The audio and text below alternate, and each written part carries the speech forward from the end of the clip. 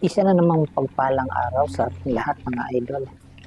Share ko lang sa inyo ang video kong ito mga idol dito sa Liloan Port, Southern Leyte.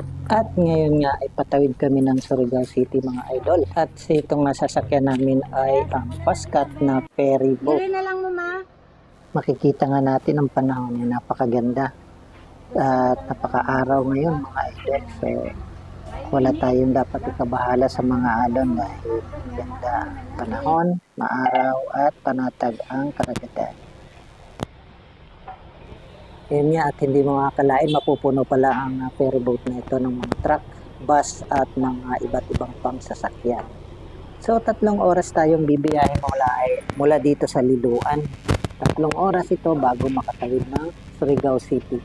So yan, paalis na tayo at tinatanaw-tanaw na lang natin muna itong Southern Leyte, no? Liloan, kasi matagal-tagal na naman tayo dito bago makabalik. So in-enjoy muna natin ang paligid dito sa Liloan Port, no? Southern Leyte. At tatawid tayo ng Mindanao. So enjoy watching lang mga idol, no?